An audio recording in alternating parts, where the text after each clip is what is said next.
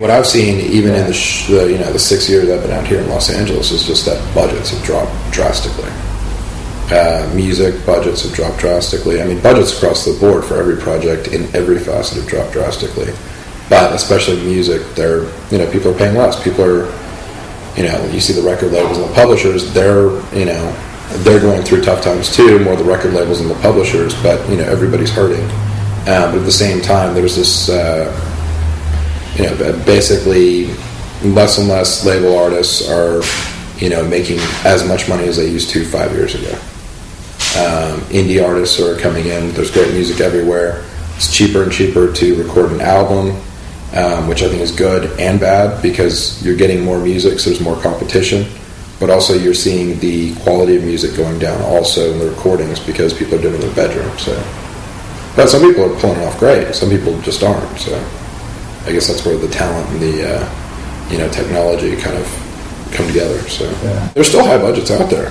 I mean, it just matters on the show or movie or this and that. I mean, it matters how much money's being put into it. But for the most part, different studios like to license for different options and stuff like that. They'll do like a 6-year term for TV, etc., without home video online, and then there's ones that will do all media excluding theatrical in perpetuity, which is basically everything, whether it be on a DVD or be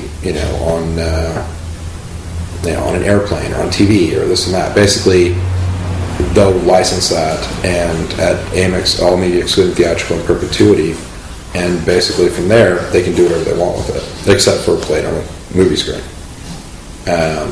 Whereas these rights that some of the studios are doing, which up front saves them a lot of money, but in the long run, if they kept doing it, would cost them even more because the options can get quite expensive. That gives them the option of changing out the music when they go to DVD. So sometimes some people's favorite shows, when they get them on DVD, they're like, why is it not the same?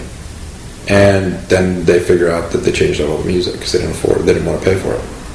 So, and there's plenty of shows that do that right now, and there's plenty of old shows that had to do that because they couldn't afford the music because they never thought of why would people want TV to watch on demand on a disc. So I've got one person working with me right now, and basically we're both listening to music, and I'm out there seeing shows all the time. Headed, this year I've been to Coachella, South by Southwest, Bonnaroo, headed to Lollapalooza, going to Austin City Limits Festival. So basically running all over the country. Out to New York and different places, always seeing music, and I think that's one of the good things. That's one of those things I love to do, is go out and see live music, check out bands, for pleasure or even just for, work-wise too. So it's definitely a good time, and you've got to keep your ears open at all times. And when I go see a band play live, can they replicate the songs? Are they, doing new arrangements? Are they good live? Are they great live?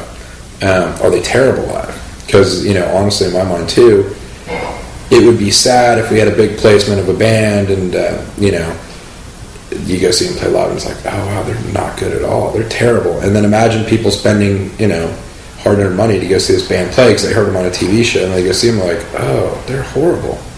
Which, there's plenty of bands that studio musicians, etc., or Pro Tools and all kinds of different, recording software, etc., plugins. They definitely can tweak their sound where they can sound better. But it's nice to see bands that can replicate or even exceed what they did on their record. So that's why I keep going checking it out. So.